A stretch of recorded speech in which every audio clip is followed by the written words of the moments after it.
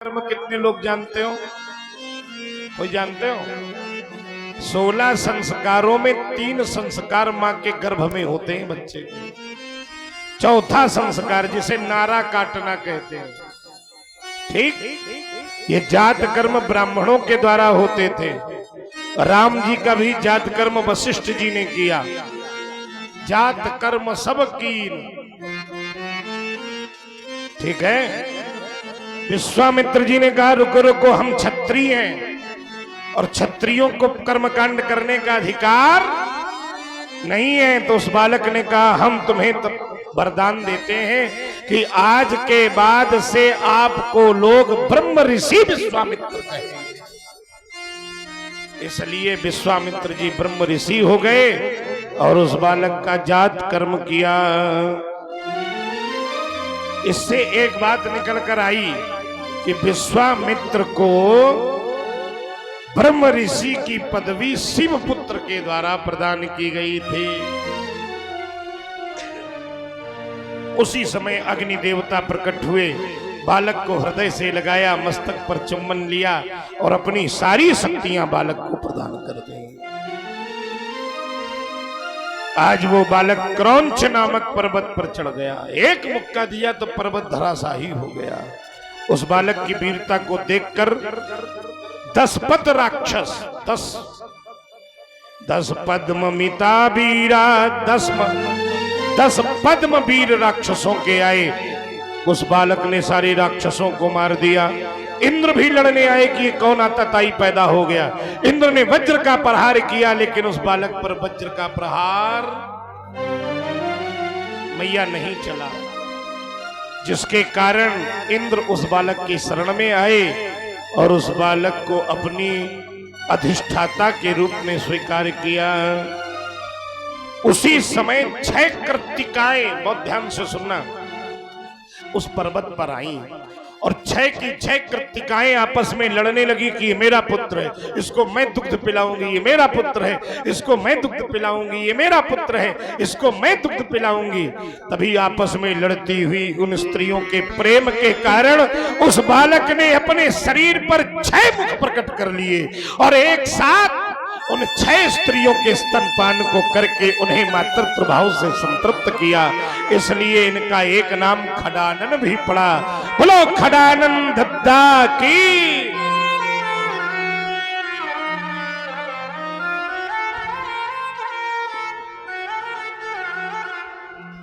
तभी इनकी स्तुति में कहा जाता है कृत्तिका सूनम,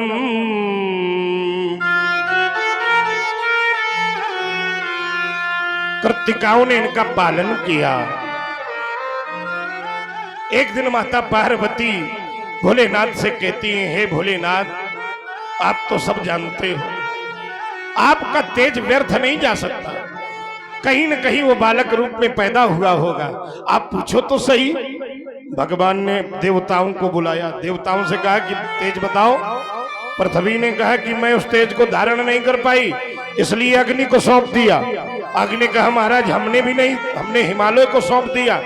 हिमालय ने कहा हमने गंगा को सौंप दिया। गंगा ने कहा कि प्रभु हमने उसे सरकंडों को सौंप दिया।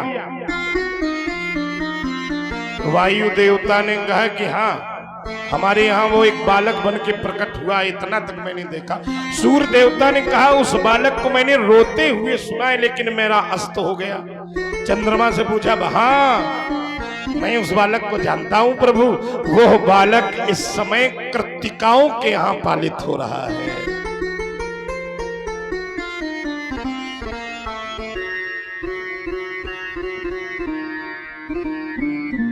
कीर्ति से युक्त है वो बालक, इसलिए उस बालक का नाम कार्तिकेय होगा। बोलो कार्तिकेय स्वामी की जय हो। भगवान ने नंदी इत्यादि गणों को भेजा। कार्तिकेय जी जब कृत्तिकाओं से बिछड़ने लगे तो कृत्तिकाओं का बुरा हाल हुआ। भगवान शिव ने कृत्तिकाओं को समझाया कि ये तुम्हारे ही पालित पुत्र कहलाएंगे, लेकिन इनको अभी अन्य कार्य करने हैं, तो इनको कैलाश आना पड़ेगा। शिव जी ने कार्तिकों को ब्रह्मांड का अधिपति बनाया, अभिषेक किया, दुग्ध से स्नान कराया। विष्णु जी ने कार्तिकेय जी को अपनी वैजयंती माला पहनाई, सुदर्शन चक्र दिया। वैजयंतीं च स्वामालां चातस्मै चक्रम ददौ हरि। हरि भगवान ने अपना सुदर्शन चक्र और वैजयंती माला दी। शिव जी ने त्रिशूल और पिनाक धनुष दिया। पिनाक धनुष कौन है? कितने लोग जानते हो पिनाक धनुष को? कोई नहीं जानता। अरे राम राम। रामलीला देखते हो? कौन सी लीला देखते हो रामलीला में? कि केवल चुकरही भर देखते हो? राम जी का विवाह कैसे हुआ था? धनुष तोड़ा था राम जी ने कि नहीं तोड़ा था? जोर से बोलो हाँ कि ना। कौन सा धनुष तोड़ा था? शंकर जी का धनुष तोड़ा था ना। तो शंकर जी के धनुष का क्या नाम था? उत्तर करो। पिनाक नाम था। क्या नाम था? जोर से बोलो। पिनाक नाम का धनुष था। यही धनुष कार्तिकेय जी को दिया। इसी धनुष से भगवान शंकर ने भगवान परशुराम को दोनों हाथों से धनुष बाण चलाने की विद्या सिखाई थी। इसलिए इस धनुष के टूट जाने के बाद परशुराम जी मिथिला आए थे। तेहि अवसर सुनि शिव धनु भंगा और आए भृगुकुल कमल पतंगा। हमें लगता है आपके यहाँ भी लीला होनी है। अभी कब होनी है? 15-16 को। तो जरूर देखिएगा आप लोग। शायद धनुष भंग ही होनी है। परशुराम भगवान का आगमन होगा और देखिएगा ये पिनाक धनुष ही तारकासुर के निमित्त कार्तिकेय जी को प्रदान किया गया। ब्रह्मा जी ने वेद और यज्ञोपवीत पहना दिया। गायत्री माता ने कमंडल दे दिया। इंद्र ने एडावत हाथी और वज्र दे दिया। वरुण ने वरुण पास दिया। सूर्य ने उत्तम रथ और कवच दिया। कुबेर ने गदा दी। गरुण ने मयूर वाहन दिया। यमराज ने भी अपना यमदंड दिया। बोले बस अब आप सर्वशक्तिशाली हो। और देवताओं का सेनापति नियुक्त कर दिया। पश्चात श्री हरि ने प्रेम से उनको ब्रह्मांड का अधिपति नियुक्त किया। कुमार कार्तिकेय ने अनेक ऐश्वर्यशाली लीलाएं की। कुमार 16 वर्ष के हुए तो देवताओं ने कहा कि प्रभु अब हम क्या वनवास में ही बने रहेंगे? आप जिस निमित्त आए हैं आप तारकासुर का वध कीजिए। अंत में देवता और दैत्यों की विशाल सेना आमने सामने आ गई। देवता और दैत्यों की सेनाओं में भीषण युद्ध हुआ। ब्रह्मा जी ने कार्तिकेय को तारकासुर का वध करने के लिए प्रेषित किया। कार्तिकेय ने तारकासुर का वध करने के लिए शक्ति हाथ में धारण की। जैसे ही शक्ति हाथ में धारण की उसने अनेक प्रहार किए। तुरंत कार्तिकेय जी ने अमोघ अस्त्र को प्रख्यापित कर दिया। जैसे ही वो अस्त्र तारकासुर के हृदय में लगा, आज उस आताताई का संसार से अंत हो। बोलिए शंकर भगवान की जय हो। ये कार्तिकेय जी का चरित्र जो ध्यान से सुनेगा और मैया ध्यान से कहेगा, है ना, उन दोनों के ऊपर भगवान की बहुत बड़ी कृपा होगी। प्रेम से बोलिए वृंदावन बिहारी लाल की। क्या है इसकी फलश्रुति? ये कीर्तयन्ति सुयशो अमित भाग्य सुता नरा कुमार चरितम दिव्यम शिवलोकम प्रयाति ते। कार्तिकेय जी का चरित्र सुनने मात्र से शिवलोक की प्राप्ति होगी। और जब तक आप लोग धरती में रहोगे तो भाग्य और यश की प्राप्ति आपको होती रहे। बोलो कार्तिकेय स्वामी की। अरे भाई जोर से बोलो, अकेले नहीं सब लोग। कार्तिकेय स्वामी की जय हो। और जोर से बोलो, कार्तिकेय स्वामी की जय हो। बहुत सुंदर। भगवान के शरण में रहना किसी भाग्य से अगर आप लोग कथा में आ गए हो, ये भाग्य है आपका, क्योंकि यही सर आवत अति कठिनाई और राम कृपा बिनु आए न जाई। बिना राम जी की कृपा के इस यात्रा में आप लोग भागीदार नहीं बन सकते। अच्छा ये बताओ, ईमानदारी से बताना, सिद्ध बाबा कितने लोगों के? हाथ खड़ा करो। सबके पक्का? हम तो बाहर गांव से आए तब भी अपना मान बैठे इतने दिनों में। अब आप लोगों का तो गांव है। अच्छा ये यज्ञ पुरानी है कि नई है? कितने वर्ष हो गए? 30। अच्छा, तो अब ये कार्यक्रम सफल हो, जब सबके हैं तो ये कार्यक्रम सफल हो, ये किसकी जिम्मेदारी है? हमारी कि तुम्हारी? आपकी है ना। तो ये बताओ, तो जब ये आपकी जिम्मेदारी है, इतना विस्तृत कार्यक्रम हो रहा है, इतने बड़े स्तर से हो रहा है, आप लोगों को सबको आनंद भी आ रहा है, तो कलयुग में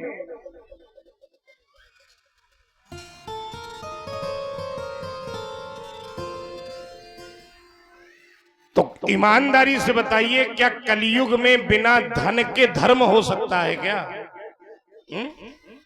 आजकल हर चीज महंगी है, हर चीज। जब सब्जी महंगी हो गई तो भक्ति सस्ती कैसे हो जाएगी भाई? हाँ?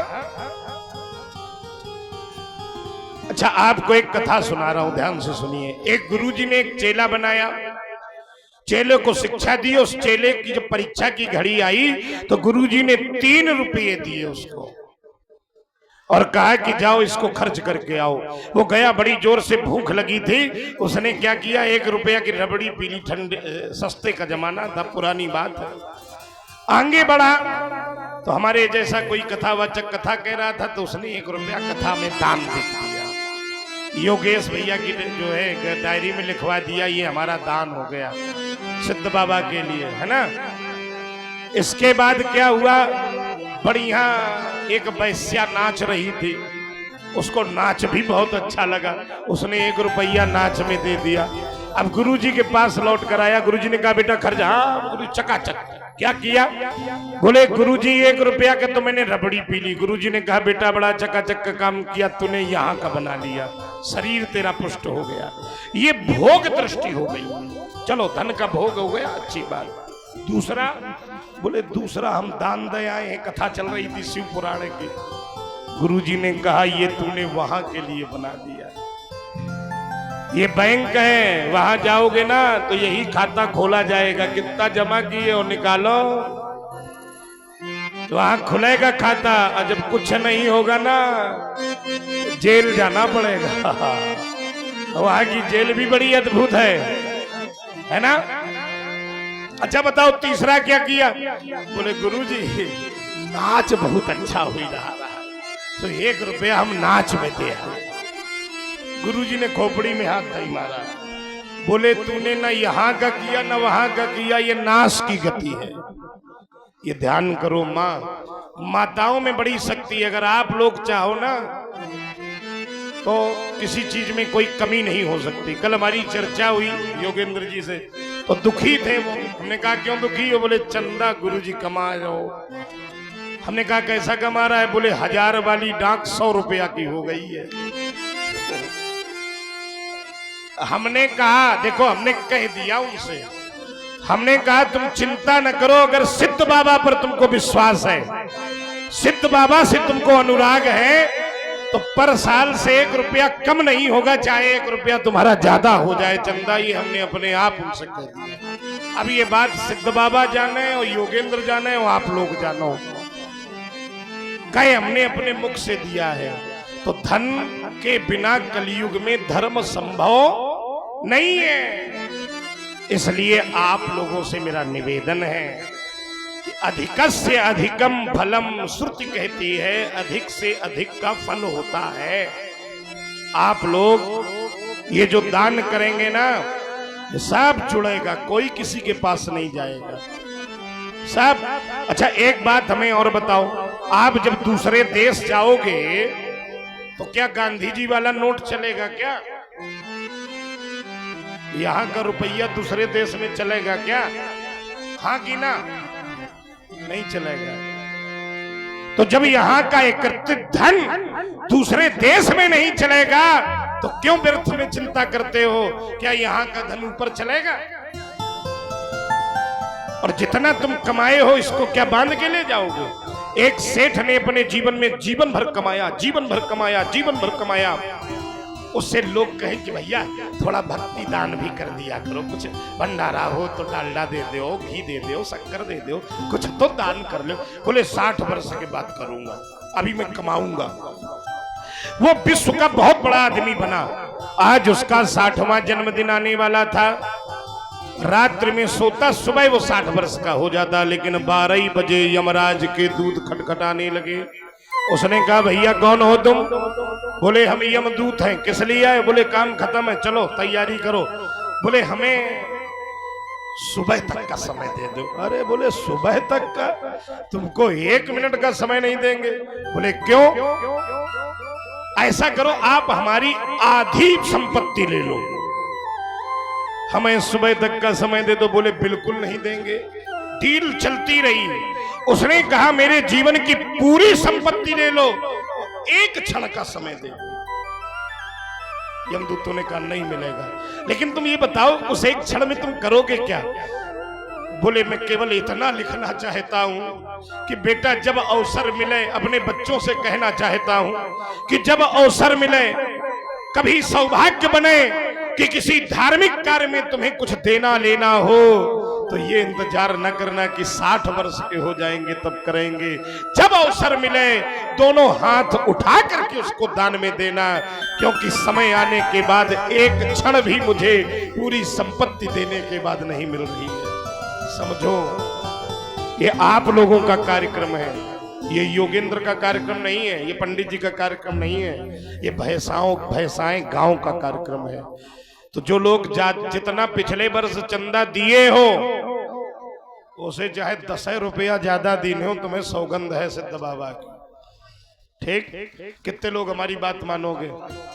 उठाओ सब लोग हाथ, दान में पीछे नहीं। ये बात देखो, जहां महतारी आगे हुई जाए तो कोई काम तो असंभव हो ही नहीं सकता। मात्र देवो भव। बोलो सिद्ध बाबा की जय हो। दूसरी बात एक निवेदन और कर दूं, फिर कथा में प्रवेश करूंगा। शंकर जी के पार्थिव पूजा का बहुत बड़ा महत्व है, मैंने दूसरे दिन की कथा में सुनाया था। हमारा निवेदन है कि सुबह केवल 2-4 माताएं बेचारी सुबह से शाम तक घिसती रहती हैं हाथ।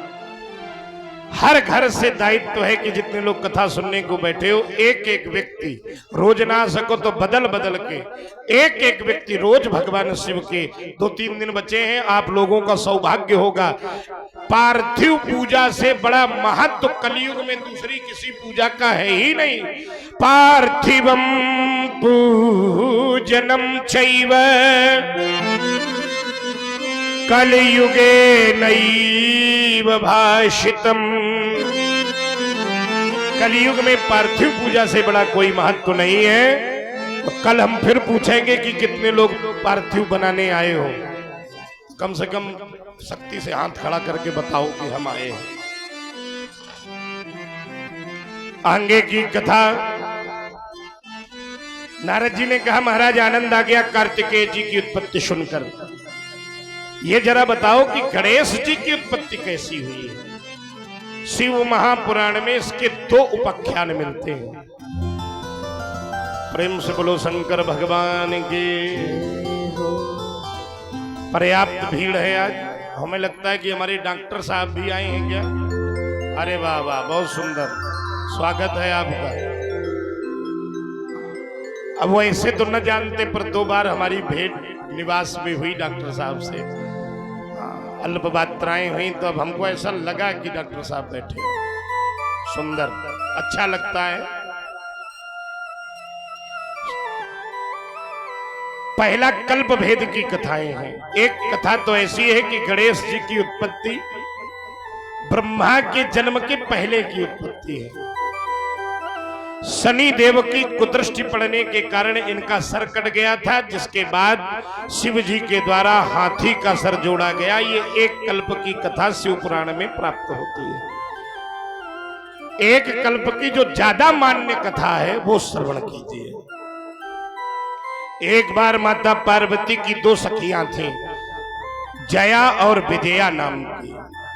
उन्होंने पार्वती जी से कहा कि देखो भाई, ये कैलाश है, आपके व्यक्तिगत कोई सेवक नहीं है, ये जितने सेवक हैं सब भोलेनाथ के हैं।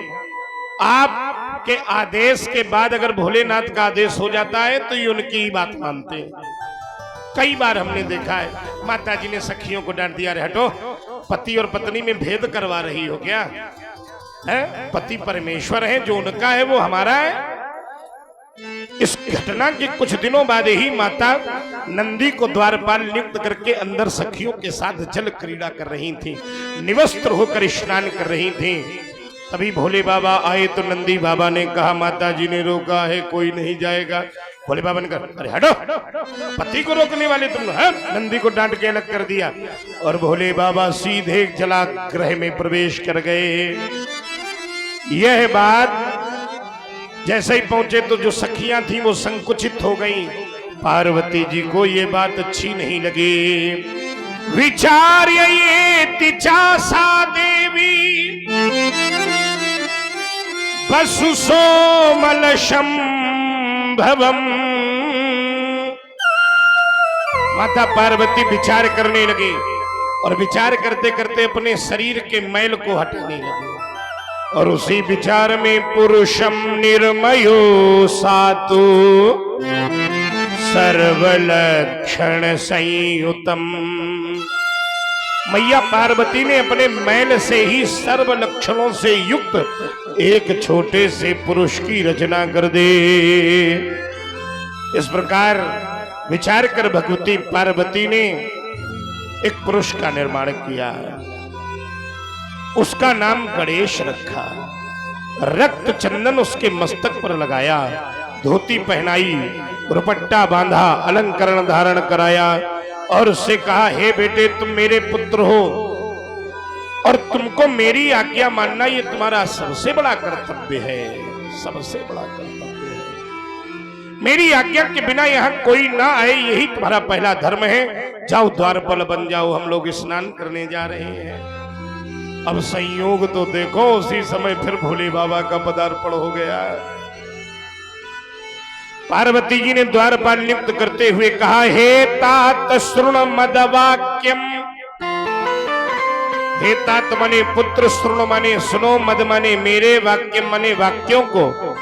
द्वारपाले भवात्य में, आज से तुम मेरे द्वारपाल हो और मेरी आज्ञा के बिना यहां कोई दूसरा व्यक्ति प्रवेश नहीं करना, कोई भी प्रवेश नहीं करना। शंकर जी का आगमन हुआ। शंकर जी जैसे ही जाने लगे तो लाठी लगा दी। बालक ने कहा, मेरे हाथ में लठ दिखाई नहीं पड़ रहा तुमको, पीछे हटिए। शंकर जी ने कहा, कौन है तू? अरे बोले, मैं इस द्वार का द्वारपाल हूं और अपनी माता का पुत्र हूं। मेरी आज्ञा के बिना तुम अंदर नहीं जा सकते, जब तक मेरी मां नहीं कहेगी आप अंदर नहीं जा सकते। भोले बाबा ने कहा, गणेश जी ने कहा, हाथ में डंडा देख रहे हो, सीधे से कह रहा हूं अंदर नहीं जाओगे। भोले बाबा ने कहा, अरे हटो, पति को, अरे पति अति हम कुछ नहीं जानते, हटो। भोले बाबा अंदर जाने लगे। फिर रोका, मातु आज्ञा बिना देव। हे देव, आप कोई भी हो, अंतिम चेतावनी दे रहा हूं। मातु आज्ञा बिना देव गम्यताम न त्वधुना गता। माता जी की आज्ञा के बिना आप अंदर नहीं जा सकते हो। भगवान शिव जैसे ही अंदर जाने लगे, गणेश जी ने एक डंडा दिया पीठ में मिला के क्रोधम कृत्वा ततो विप्र। हम ये कोई जो लिखा है वही मैं बता रहा हूं श्लोकबद्ध। जैसे ही डंडा दिया भोलेनाथ बड़े क्रोधित हुए। शिवगणों से कहा जरा पता करो ये कौन है। 10-20 हजार शिवगण गणेश जी को घेर लिया। कहां से आया, कौन है तू, नाम बता, जीवन चाहता है तो जल्दी से यहां से भाग जा। गणेश जी ने कहा तुम बस जीवना चाहते हो तो भाग जाओ यहां से, तुम कौन हो। गणेश जी ने कहा कि मैं क्यों बताऊं, पहले तुम बताओ कि तुम कौन हो और यहां क्यों आए हो। यूयम के कृतु आयाता भवता सुंदरामिते। आप बहुत सुंदर हो, यहां क्यों आए हो, आप हमको बताओ। शिव जी ने कहा हम भोले बाबा के गण हैं और यहाँ के द्वारपाल हैं। गणेश जी ने कहा हम भी यहाँ के गण हैं। बोले तुम कैसे गण हो, बोले तुम शिव गण हो तो मैं पार्वती गण हूँ। तुम भोलेनाथ के द्वारपाल हो तो मैं अपनी माता का द्वारपाल हूँ। अब यहाँ से आप जाइए। बात बनी ना। भोलेनाथ ने कहा मार के भगाओ बालक को। पार्वती जी को जैसे ही पता चला कि युद्ध शुरू हो गया है तो पार्वती जी ने अपनी 2 शक्तियां गणेश जी के साथ भेज दी। सारे गणों को मार मार के तीनों लोगों ने मिलकर के वहां से भगा दिया। शंकर जी क्रोधित हुए, ब्रह्मा जी आए। ब्रह्मा जी से सारी बात बताई, जाओ उस बालक को हटाओ। ब्रह्मा जी ने भी बालक को समझाया। जब ब्रह्मा जी क्रोध करने लगे तो ब्रह्मा जी की दाढ़ी पकड़ ली गणेश जी ने। ब्रह्मा जी दाढ़ी छुड़ा के जोर से भगे। विष्णु जी से भी युद्ध हुआ। विष्णु जी को भी गणेश जी से पराजित होना पड़ा। अंत में आज भोले बाबा ने अंत में अत्यंत क्रोध में भरकर अपने अमोघ अस्त्र को ऊपर छोड़ दिया। त्रिशूल के जाते ही गणेश जी का सर्व छेद हो गया।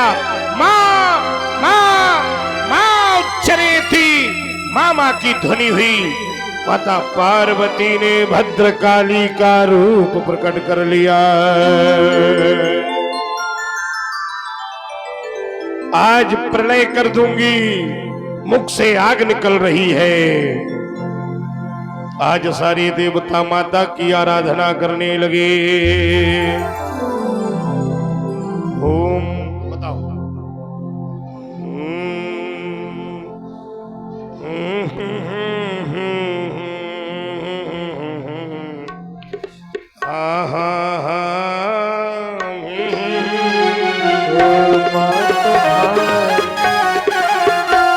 अरे माँ तुम्हारी जब दया हो जाएगी, दुर्जनों की दुर्दशा हो जाएगी। माँ तुम्हारी जब दया हो जाएगी, दुर्जनों की दुर्दशा हो जाएगी। सब लोग गाइए हमारे साथ, बोलो जगत जननी मैया की।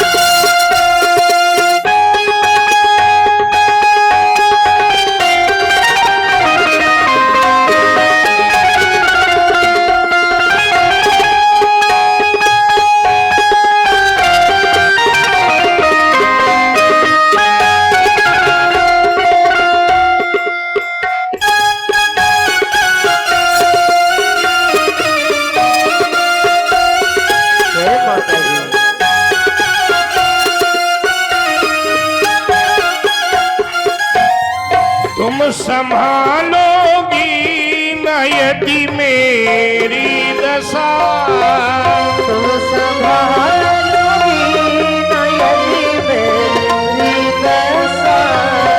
क्या पता है क्या से क्या हो जाएगा, क्या पता है क्या से क्या हो जाएगा। माँ तुम्हारी जब दया हो जाएगी,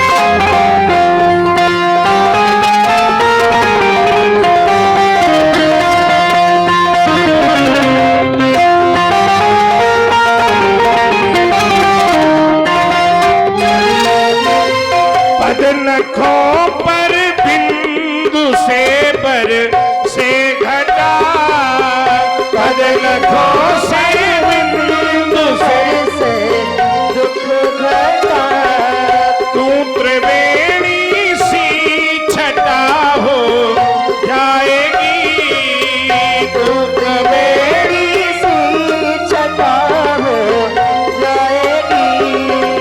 माँ तुम्हारी जब दशा हो जाएगी, माँ तुम्हारी जब दशा हो जाएगी, दुर्दशों की दुर्दशा हो जाएगी, दुर्जनों की दशा हो जाएगी।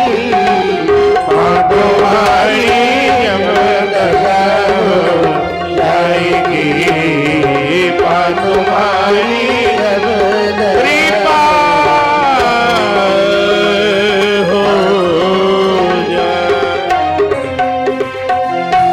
किम करस्यति सा देवी संहारम वाप्यकालता। देवता कहने लगे, हे देवी आदिशक्ति जगत जननी मैया अम्बा दुर्गा, क्या आप अभी इस संसार को समाप्त करने वाली हैं? कृपा करिए, त्राहिमाम, प्रलय को रोकिए मां।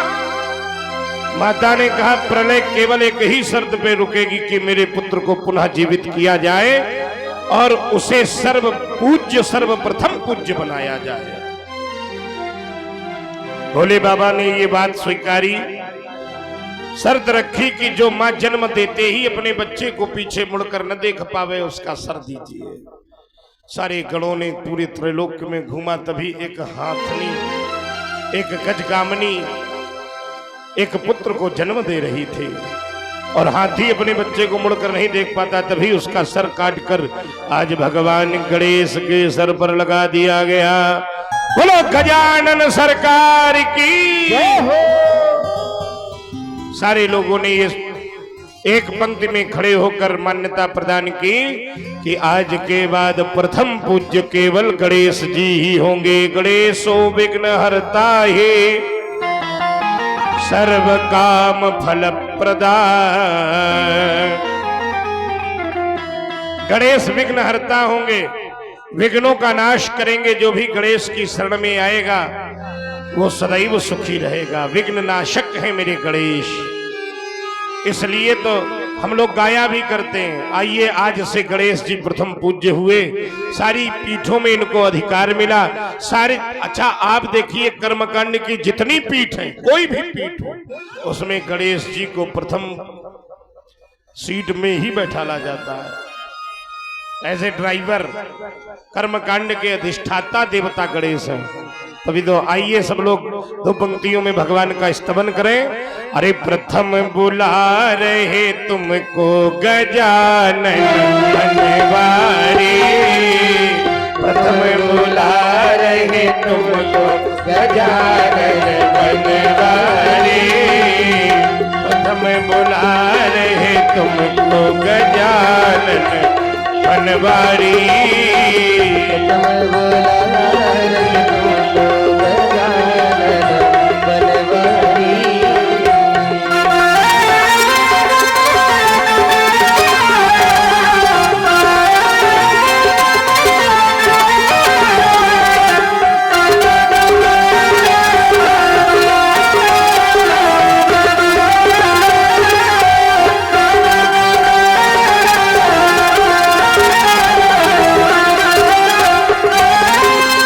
माता जिनकी गौरा जी है, माता जिनकी गौरा जी है, गौरा जी है मैया, गौरा जी है, गौरा जी है मैया, गौरा जी है।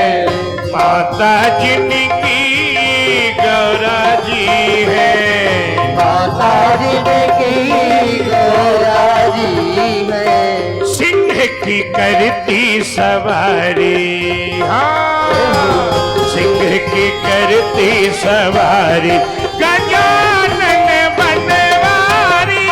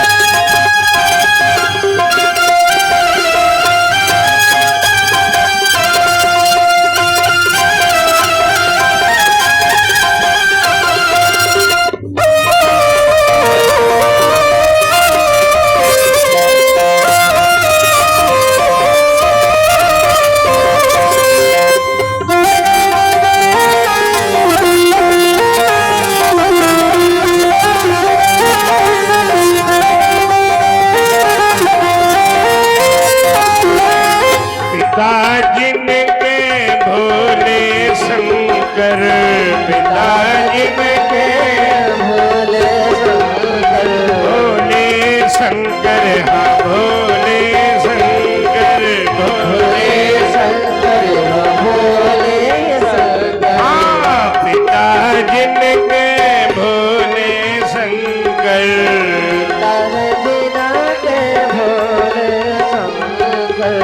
नंदी की करते सवारी गजानन बनवारी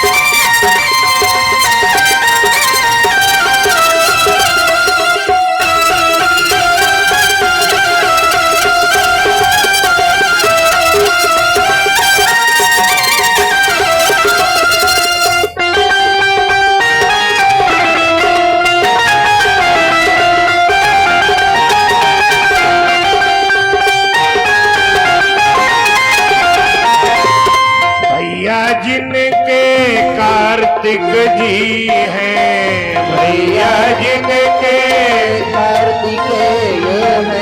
कार्तिक जी हैं हाँ कार्तिक जी हैं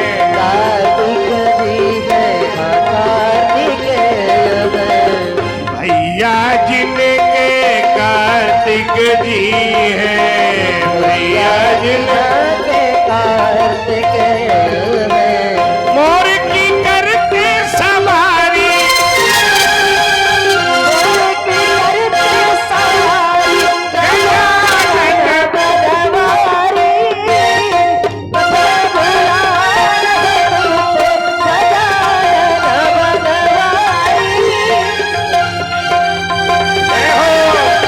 गजानन बनवारी बुला रहे तुमको गजानन बनवारी बुला रहे तुमको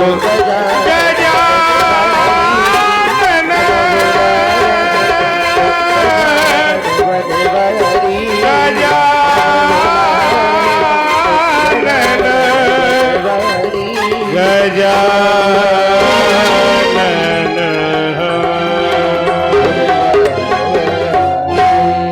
इसको और बढ़ाओ बेटा थोड़ा सा श्री राम जय श्री हाँ ठीक श्री राम जय श्री राम